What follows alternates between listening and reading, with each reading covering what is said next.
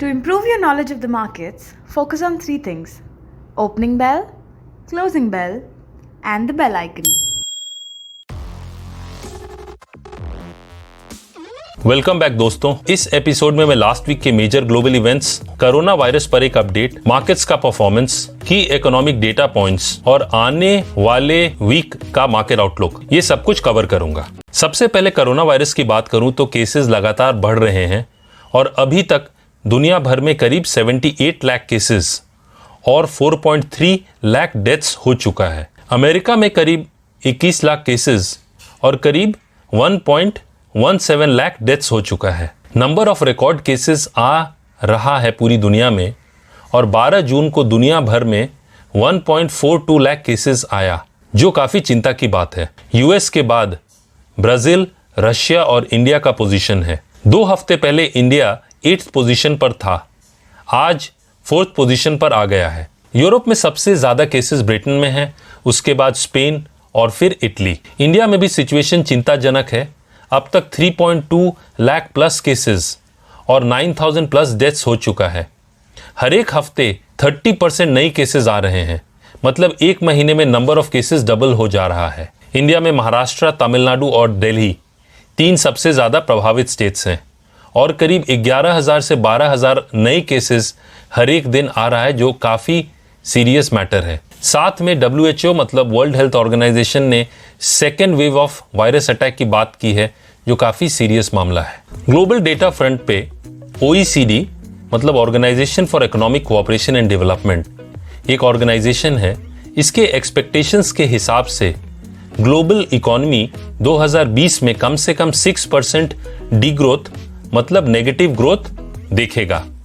World bank ने भी अपने लेटेस्ट फोरकास्ट में कहा है कि ग्लोबल इकोनॉमी 2020 में 5.2% घटेगा, जो वर्ल्ड का वर्स्ट कॉन्ट्रैक्शन होगा वर्ल्ड वॉर 2 के बाद। सारे ग्लोबल मार्केट्स में गिरावट देखी गई लास्ट वीक। यूएस मार्केट्स की बात करूं तो लास्ट वीक मार्केट्स ने शुरुआत में अच्छी तेजी देखी और नैस्डैक रिकॉर्ड लेवल पर ट्रेड करता देखा गया एट 10,086। लेकिन जब US federal reserve chairman Jerome Powell ने वेडनेसडे को यूएस इकोनॉमी को लेकर चिंता की बात की और कहा कि यूएस इकोनॉमी 2020 में 6.3% घट सकता है और अनएम्प्लॉयमेंट रेट 9.3% रह सकता है, तो इसका नेगेटिव असर मार्केट्स पे दिखा। इसके अलावा यूएस के कुछ स्टेट्स जैसे टेक्सास, कैलिफोर्निया, फ्लोरिडा और ह्यूस्टन से कोरोना वायरस की नई केसेस के बारे में भी रिपोर्ट्स आने लगी, जिसका असर भी नेगेटिव पड़ा मार्केट्स पे। एक और इंपॉर्टेंट न्यूज में यूएस का national bureau of economic research ने ऑफिशियली डिक्लेयर कर दिया कि यूएसए फरवरी से रिसेशन में चला गया था 128 मंथ्स के ग्रोथ के बाद। इन सब न्यूज से डाउ जोन्स में 5.5%, S&P 500 में 4.78% और नैस्डैक में 2.3% की गिरावट देखी गई लास्ट वीक। और जो CBOE विक्स है, जिसे फियर फैक्टर मेजर करते हैं, उसमें 47% की तेजी देखी गई और वो 36 पर ट्रेड कर रहा है। विक्स का ऐसा बढ़ना इन्वेस्टर्स के बढ़ते फियर को दिखाता है। यूरोपियन मार्केट्स की बात करूं तो इनमें भी काफी गिरावट देखी गई लास्ट वीक। यूरो स्टॉक्स, जो यूरोप के टॉप 50 कंपनी से बना है और जो यूरोप का बेंचमार्क इंडेक्स है, उसमें 6.81% की गिरावट देखी गई। जर्मन इंडेक्स डैक्स में 6.99% की, ब्रिटेन के फुटसी 100 में 5.85% की और फ्रांस के कैक 40 में 6.9% की गिरावट देखी गई पिछले हफ्ते। डेटा फ्रंट की बात करूं तो जर्मनी, फ्रांस और इटली, ये तीनों देश रिसेशन में चले गए हैं, मतलब इनकी इकोनॉमी श्रिंक कर रही है, इनकी इकोनॉमी में डी ग्रोथ हो रहा है। ब्रिटेन की इकोनॉमी में रिकॉर्ड 24.5% की गिरावट देखी गई अप्रैल के महीने में। साथ साथ यूरोजोन, फ्रांस और जर्मनी का अप्रैल इंडस्ट्रियल प्रोडक्शन में 17.1%, 20.1% और 17.95% की रिकॉर्ड गिरावट देखी गई। तो यूरोप का भी जो इकोनॉमिक डेटा आ रहा है वो काफी नेगेटिव है। एशियन मार्केट्स में भी सेलिंग प्रेशर देखने को मिला लास्ट वीक और जापान के निक्के में 2.44%, चाइना के शंघाई कॉम्पोजिट में 0.38% और इंडियन इंडाइसेस निफ्टी और सेंसेक्स में करीब 1.5% तक की गिरावट देखी गई। एशियन डेटा फ्रंट पे एक तरफ चाइना के मई मंथ के ऑटो सेल्स में 14.5% की तेजी देखी गई, वहीं दूसरी तरफ जापान रिसेशन में चला गया जब Q1 में उसका इकोनॉमी 0.6% घट गया। जापान के पार्लियामेंट ने करीब $300 बिलियन का इमरजेंसी बजट अप्रूव किया, जिससे अब तक जापान का टोटल स्टिमुलस पैकेज उसके जीडीपी का ऑलमोस्ट 40% हो गया है, जहां जापान का जीडीपी करीब $5 ट्रिलियन है। इंडिया की बात करूं तो एक तरफ वर्ल्ड बैंक ने 3.2% डीग्रोथ की बात की है 2020 में, वहीं S&P ग्लोबल रेटिंग एजेंसी ने 5% कॉन्ट्रैक्शन यानी डीग्रोथ की बात की है 2020 में। इसके अलावा मई ऑटोमोबाइल सेल्स नंबर करीब 87% घट कर आया, जो कोरोना वायरस का क्लियर इंपैक्ट दिखाता है। इंडिया विक्स, जिसे वोलेटिलिटी इंडेक्स या फियर फैक्टर भी कहते हैं, उसमें 7.5% की तेजी देखी गई, जिससे यह पता चलता है कि इन्वेस्टर्स अब कॉशियस हो रहे हैं। कमोडिटीज की बात करूं तो जहां एक तरफ गोल्ड में 3.2% की तेजी देखी गई, वहीं सिल्वर में मामूली 0.58% की बढ़त देखी गई।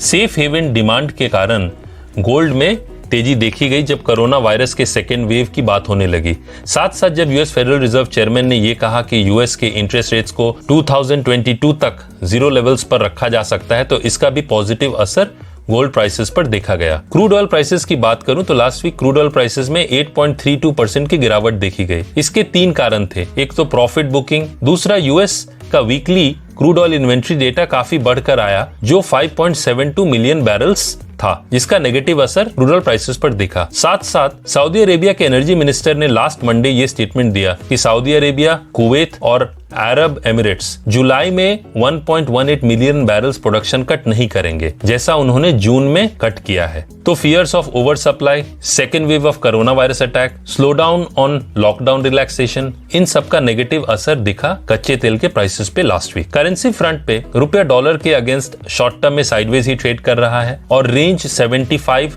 और 76.4 के बीच में ही देखा जा रहा है। ओवरऑल लास्ट वीक एफआईआईज की 1731 करोड़ की नेट सेलिंग देखी गई, वहीं डीआईआईज ने भी 2000 करोड़ की सेलिंग की। लेकिन जून महीने में अब तक एफआईआईज की 12,195 करोड़ की बाइंग है, जो एक पॉजिटिव ट्रिगर है। मई मंथ में भी एफआईआईज की ओवरऑल बाइंग थी। दूसरा, निफ्टी पुट कॉल रेशियो, जिसे पीसीआर भी कहते हैं, वो 1.45 है। इसे कैलकुलेट करने के लिए total puts divided by total calls का ओपन इंटरेस्ट लिया गया है। ओपन इंटरेस्ट सारे आउटस्टैंडिंग या फिर जो पोजीशंस खड़े हैं उन्हें कहा जाता है। 1.45 पीसीआर का मतलब यह है कि हर एक 2 कॉल्स पर 3 पुट खड़े हैं। पीसीआर को एक कॉन्ट्रेरियन इंडिकेटर मतलब अलग तरीके से भी देखा जाता है। 1.45 का मतलब बुलिश भी हो सकता है। निफ्टी जून सीरीज में मैक्सिमम ओपन इंटरेस्ट 10,000 के कॉल ऑप्शन में और 9,000 के पुट ऑप्शन में देखा जा रहा है। सेक्टोरल परफॉर्मेंस की बात करूं तो last week realty index was the best performer, 1.31% की तेजी देखी गई। वहीं media index was the worst performer, जिसमें 7.3% की गिरावट देखी गई थी। आने वाले वीक में जो की ग्लोबल इवेंट्स हैं, उनमें मंडे को इंडिया का अप्रैल मंथ का होलसेल प्राइस इंडेक्स, जिसे WPI भी कहते हैं, ट्यूसडे को जापान का इंटरेस्ट रेट डिसीजन और मॉनेटरी पॉलिसी, साथ ही यूएस का मई महीने का कोर रिटेल सेल्स डेटा और जर्मनी का जून का ज्यू सेंटीमेंट इंडिकेटर रिलीज होगा। इसके साथ वेडनेसडे को ब्रिटेन और यूरोजोन का मई मंथ का inflation data, Bank of England का मॉनेटरी पॉलिसी और इंटरेस्ट रेट डिसीजन, और थर्सडे को US weekly jobless claims data और Philadelphia Fed manufacturing index for June, ये डेटा रिलीज होंगे, जिनका मार्केट्स पे एक असर देखने को मिलेगा। साथ साथ कुछ की इंडियन कंपनीज जिनके क्वार्टरली अर्निंग्स रिपोर्ट आने वाले हैं, उनमें मंडे को टाटा मोटर्स और इंप्रेस गैस, ट्यूसडे को इप्का लैबोरेटरीज, वेडनेसडे को पिडलाइट और नेटको फार्मा, और फ्राइडे को रैमको सीमेंट और LIC हाउसिंग फाइनेंस शामिल हैं। इस वीक मार्केट की नजरें global cues, North Korea South Korea tensions, US China trade war, कोविड-19 और लॉकडाउन रिलैक्सेशन प्रोग्रेस पर रहेगी। टेक्निकली इस वीक मार्केट साइडवेज ट्रेड करता दिख रहा है, क्योंकि मेजॉरिटी जो टेक्निकल इंडिकेटर्स हैं वो मिक्स्ड सिग्नल्स दे रहे हैं। निफ्टी का सपोर्ट 9,700 और उसके नीचे 9,500 पर है, वहीं रेजिस्टेंस 10,200 और उसके ऊपर 10,370 पर है। बैंक निफ्टी की बात करूं तो बैंक निफ्टी का सपोर्ट 19,500 और उसके नीचे 18,700 पर है, वहीं रेजिस्टेंस 20,950 और उसके ऊपर 21,800 पर है। आशा करता हूं कि आपको ये एपिसोड पसंद आया होगा। यदि आपका कोई फीडबैक है तो जरूर शेयर करें। Stay safe and trade well. जल्द मिलते हैं, तब तक के लिए अलविदा। Thank you.